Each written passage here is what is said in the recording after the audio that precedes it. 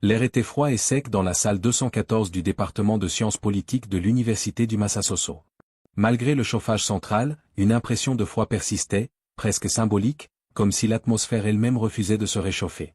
Des chuchotements feutrés serpentaient entre les rangées d'étudiants et de professeurs invités, un murmure constant de spéculation, de jugements à peine dissimulés. Tout le monde attendait quelque chose. Ou plutôt, tout le monde attendait que quelqu'un échoue. Au premier rang, assis droit mais tendu, se trouvait Kwame Mensah, un jeune homme originaire du Ghana, au visage fermé mais aux yeux brûlants d'intensité.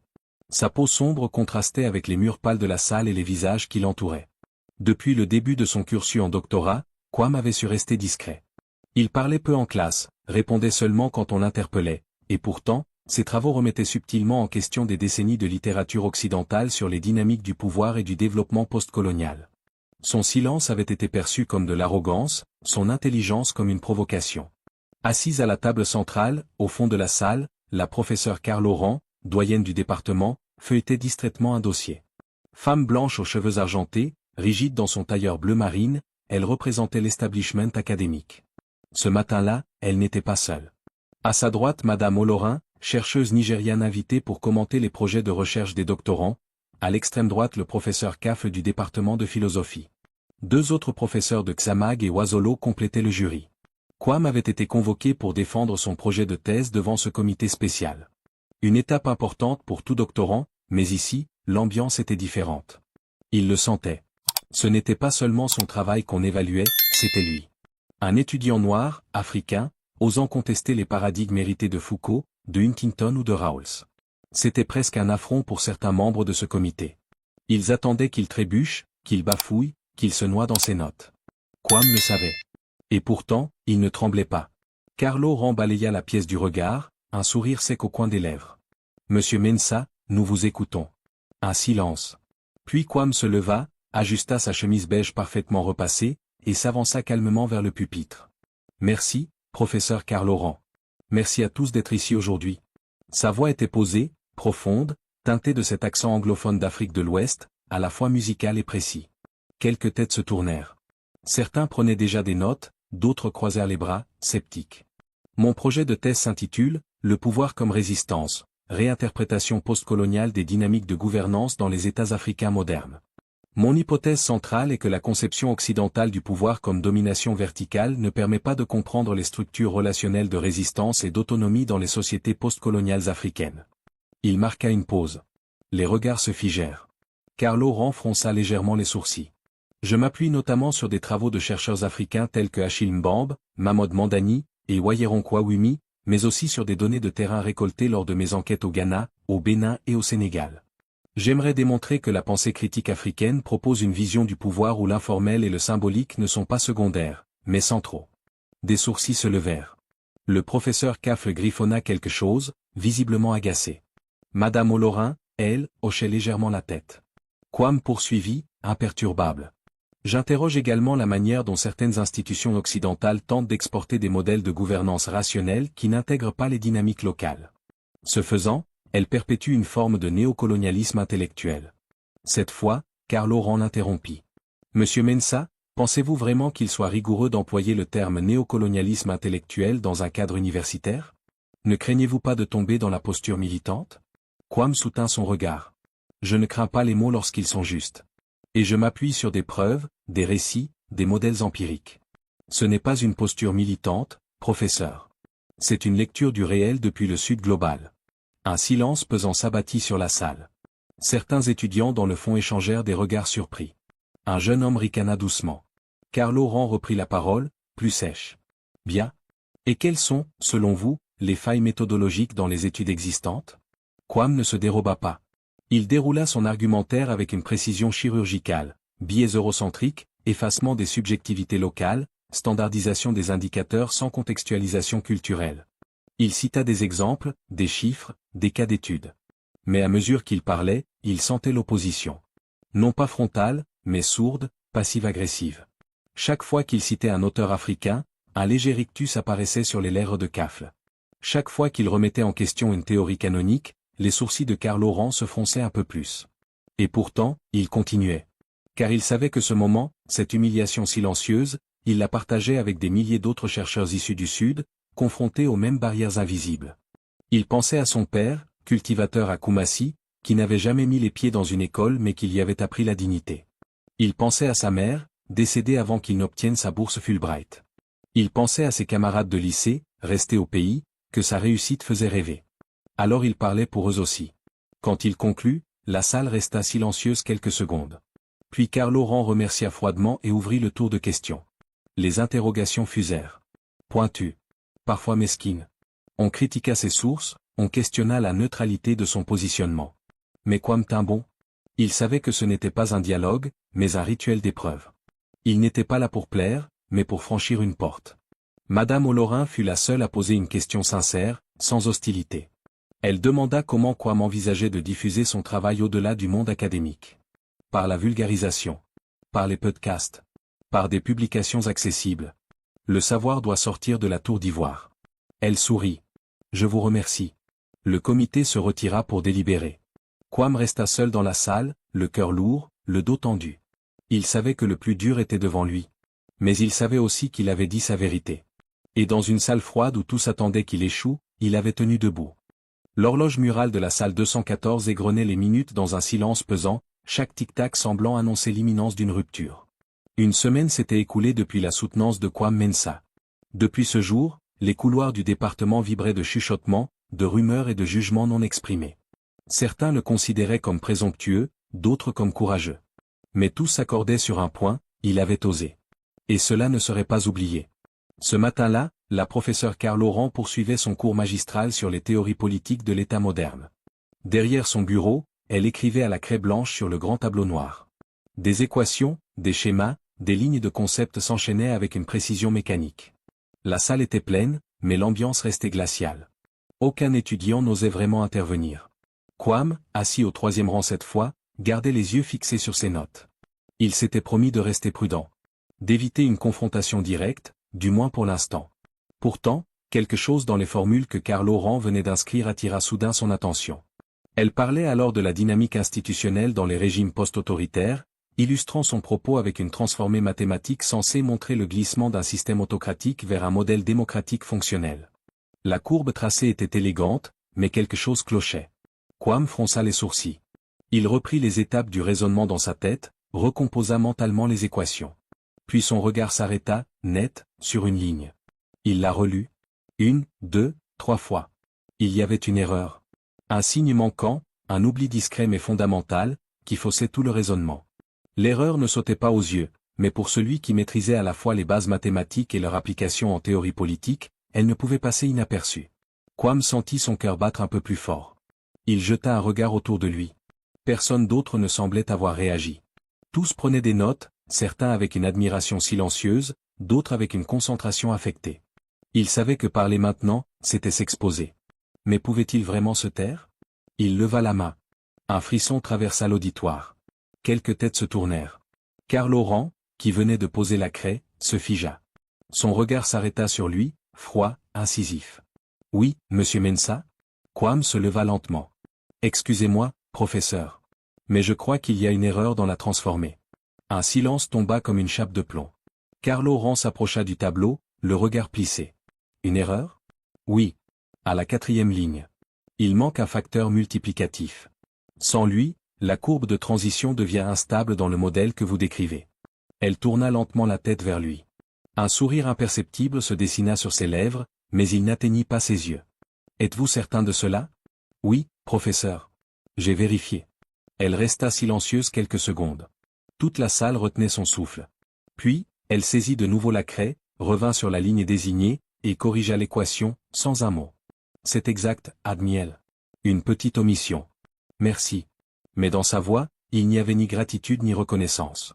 Juste une tension glaciale, contenue, menaçante. « Vous semblez très sûr de vous ces derniers temps, monsieur Mensah. Peut-être devrions-nous tous assister à votre prochain cours ?» Quelques rires étouffés fusèrent dans la salle. L'humiliation était subtile, mais réelle. Kwame soutint son regard sans fléchir. « Je ne cherche pas à donner de leçons, professeur. Juste à comprendre correctement. » Karl Laurent haussa un sourcil.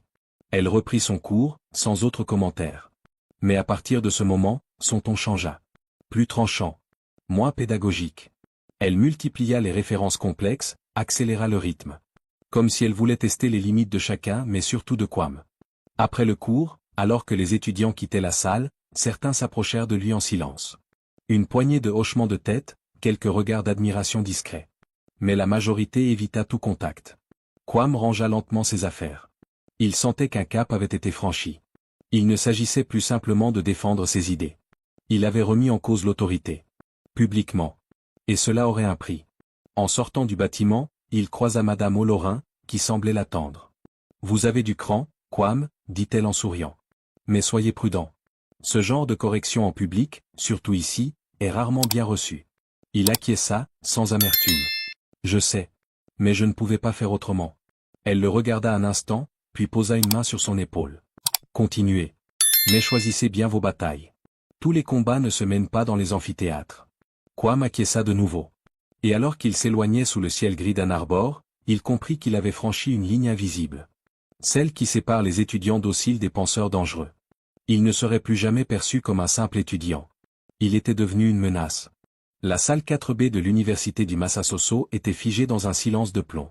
Les murs recouverts de tableaux d'affichage ternis, les longues tables de bois sombre, les ampoules suspendues à la chaîne par des fils apparents, tout semblait retenir son souffle. Seul le grincement occasionnel d'une chaise qu'on remettait discrètement en place trahissait l'inconfort ambiant. Le froid persistant de l'automne était entré dans la salle, s'installant dans les recoins, entre les épaules crispées des étudiants et les mains croisées des professeurs. Debout, le regard droit, Daniel, non, maintenant c'était Kofi, se tenait face à la professeure Karl Laurent. Le craquement sec de la craie qu'elle lui tendait sonnait comme un verdict. Il l'attrapa, ses doigts étant la seule partie de son corps à montrer un tremblement infime.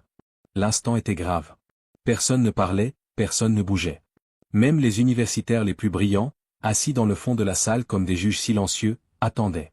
La professeure Karl Laurent recula de quelques pas, bras croisés, le menton légèrement relevé. Elle fixait Kofi avec une froideur mécanique, comme si elle avait scanné son intelligence et n'y avait trouvé que de la hardiesse, mais pas de substance. Kofi s'avança vers le tableau. Il prit une inspiration lente.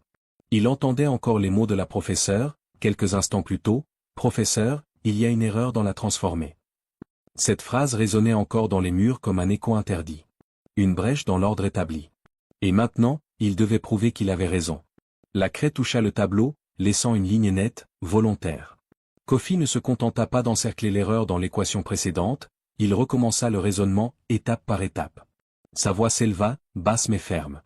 L'intégrale de Fourier suppose ici une symétrie que vous avez omise dans l'approximation du noyau de convolution. Quand on reprend la méthode par les coefficients, on obtient. Il enchaîna les opérations, avec fluidité et précision. Chaque symbole était tracé avec l'assurance d'un homme qui connaissait non seulement la théorie, mais aussi les routes tortueuses qui y mènent. L'auditoire, d'abord sceptique, s'inclina progressivement vers lui. Certains professeurs, jusque-là figés dans une posture d'observation distante, se penchèrent vers leurs notes, puis levèrent les yeux, interloqués. Kofi poursuivit, corrigeant la transformée en montrant pourquoi la précédente formulation conduisait à une divergence fausse. Il fit appel à des théorèmes que seuls les plus aguerris manipulaient avec aisance. Et pourtant, il le faisait sans arrogance. Il ne cherchait pas à humilier, seulement à rétablir la vérité mathématique. Karl Laurent, bras toujours croisés, fit un pas en avant. Elle pinça les lèvres. Ses yeux étaient deux flèches prêtes à se décocher, mais elle ne parla pas. Elle suivait la logique. Et elle comprit. Oui, elle comprit que la justesse de Kofi était inattaquable. Elle tourna un instant la tête vers les professeurs invités, puis vers ses étudiants. Tous avaient les yeux rivés sur le tableau. L'un des professeurs visiteurs, un homme d'origine asiatique au costume strict, tapota son menton, lèvres entr'ouvertes, visiblement impressionné. Kofi termina sa démonstration par une dernière transformation qui ramenait l'expression finale à une identité conforme au cateste. Il se recula d'un pas, reposant doucement la craie sur le bord du tableau. Son regard fit un balayage rapide de la salle. Il n'y avait ni triomphe, ni révolte dans ses yeux. Juste une paix muette. Il avait dit la vérité. Il n'avait plus rien à prouver. Karl Laurent s'avança lentement, examinant le tableau. Chaque ligne. Chaque symbole. Chaque déduction. Puis, sans un mot, elle hocha la tête. Sèchement. Un acquiescement froid, mais réel. Elle ne pouvait pas contester. Et elle ne le ferait pas. Kofi retourna à sa place. Il sentit les regards se poser sur lui comme une pluie silencieuse. Certains étaient ébahis, d'autres simplement intrigués.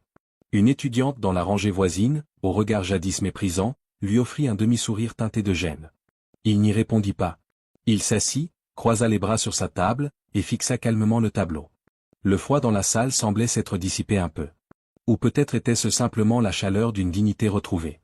L'un des professeurs visiteurs se tourna alors vers Karl Laurent. « Ce jeune homme, quel est son nom ?» Elle répondit sans le regarder. « Kofi Mensah. » Le professeur hocha lentement la tête, visiblement méditatif. « Vous devriez garder un œil sur lui.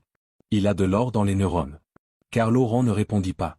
Elle était encore en train de décortiquer en silence le bouleversement de ses certitudes. Ainsi se conclut la troisième partie de ce face-à-face. Pas de révolution, pas de cri. Juste la rigueur tranquille d'un étudiant qu'on avait cru invisible. Et dont le nom, à présent, résonnait dans l'esprit de chacun comme une évidence qu'on avait longtemps niée. La salle était figée, l'air saturé d'une tension presque palpable. Les craquements des sièges, les bruits de pages tournées ou de stylos grattant les carnets s'étaient tus depuis longtemps. Tous les regards convergeaient sur la professeure Karl Laurent, dont les mâchoires contractées et les yeux brûlants de défi traduisaient une frustration profonde. Elle n'avait pas l'habitude d'être contredite, encore moins devant un auditoire composé de ses collègues et d'un aréopage d'étudiants. Et jamais, jamais par un étudiant noir, discret et sous-estimé, comme Daniel. Pardon, comme Bako. Bako ne bougea pas. Son calme contrastait violemment avec l'agitation intérieure de Karl Laurent. Assis bien droit, les mains posées sur la table, il fixait la professeure avec une sérénité que peu aurait pu simuler. Il n'y avait ni provocation, ni défi dans son regard, seulement une rigueur tranquille, celle de quelqu'un qui avait appris à survivre dans un monde de préjugés silencieux. Karl Laurent respira longuement, puis, dans un geste sec, ouvrit un épais manuel qu'elle sortit de son sac de cuir. La couverture rigide, marquée d'or, portait le titre en lettres austères, Calcul avancé pour physiciens et ingénieurs théoriques. Elle le posa sur le pupitre comme on poserait une épée sur une table de duel. Les chuchotements redoublèrent dans la salle. Plusieurs professeurs échangèrent des regards inquiets. Ils connaissaient ce manuel. Peu d'étudiants osaient même le feuilleter. Karl Laurent comptait frapper fort. « Bien, monsieur Bako, dit-elle avec une froideur chirurgicale. Puisque vous semblez avoir un œil si affûté pour les approximations grossières, voyons ce que vous ferez de ceci. » Elle tourna quelques pages, puis traça à la craie une expression vertigineuse qui s'étendit sur tout le tableau noir. Des intégrales imbriquées, des fonctions de Green, des coefficients différentiels complexes, et une application inattendue du théorème de Stokes dans un espace de dimension n, tout y était. Une véritable jungle mathématique. Bako pencha légèrement la tête. Karl Laurent croisa les bras. Voici une équation utilisée dans la modélisation des flux quantiques dans les solides topologiques. Elle a été résolue partiellement par le professeur Yamato, mais même ses résultats sont controversés. Pensez-vous pouvoir la simplifier? Un silence pesant tomba.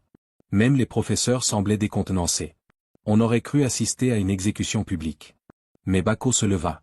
Il s'approcha lentement du tableau. Une à une, il relut les expressions. Il ne se précipita pas. Il observa. Médita. Puis, soudainement, il prit une craie. Et il effaça un terme. Karl Laurent sursauta. « Que faites-vous ? » Ce terme est redondant, madame. Il est déjà inclus dans le produit tensoriel de la ligne supérieure. Il continua. D'un geste précis, il réorganisa les éléments, factorisa des constantes, fit apparaître des identités mathématiques classiques mais agencées de manière si élégante que plusieurs professeurs se levèrent inconsciemment pour mieux voir. Ce n'était pas une simple résolution. C'était une danse intellectuelle, une démonstration silencieuse de puissance. En quelques minutes, Bako avait transformé un monstre mathématique en une formule limpide, presque belle. Un frisson parcourut l'auditoire. Karl Laurent restait debout, droite, figée. Son visage, durci par des années de prestige incontesté, tremblait légèrement. Elle savait. Elle comprenait. Ce qu'elle venait de vivre n'était pas une humiliation, c'était une révélation. Ce jeune homme, qu'elle avait tenté de piéger, venait de surpasser la complexité avec un naturel qui ne laissait aucune place au doute. Il n'avait pas eu de la chance. Il était simplement brillant. Un murmure monta dans la salle. Des mots comme impressionnant, prodige, exceptionnel, s'échappaient des lèvres des professeurs les plus rigides. Le doyen, assis au fond, se pencha en avant, les yeux plissés d'un intérêt nouveau. Mais Bako, lui, ne se retourna même pas. Il reposa la craie, s'essuya les mains sur son pantalon et regagna tranquillement sa place. Karl Laurent inspira profondément. Puis elle prononça, à voix basse, « Très bien. » Pas un mot de plus. Mais dans ce « très bien », il y avait 1000 aveux. L'aveu qu'elle avait sous-estimé, méprisé. L'aveu qu'elle avait voulu écraser. Et l'aveu, surtout, qu'elle avait perdu. La cloche sonna enfin. Les étudiants commencèrent à se lever, lentement. Plusieurs regardèrent Bako avec un respect qu'ils n'osaient pas encore exprimer à haute voix. D'autres sortirent sans rien dire, le regard fuyant. Quant aux professeurs invités, certains vinrent discrètement saluer Bako, une main sur l'épaule, un hochement de tête significatif. Il les remercia avec modestie. Alors qu'il rangeait ses affaires, une étudiante s'approcha. C'était Adjoa, la première de la classe, toujours assise au premier rang. « Tu savais tout ça depuis le début ?» demanda-t-elle, la voix hésitante. Bako haussa les épaules. « Disons que j'ai appris à observer. » Elle sourit, puis tendit la main. Il la serra. Un pacte silencieux venait d'être scellé. De l'autre côté de la salle, Carlo ramassait ses affaires. Elle s'arrêta un instant, regarda Bako, puis détourna le regard. Le combat était fini. Si vous avez aimé l'histoire, likez la vidéo et n'oubliez pas de vous souscrire à la chaîne pour être informé de la publication de nouvelles vidéos.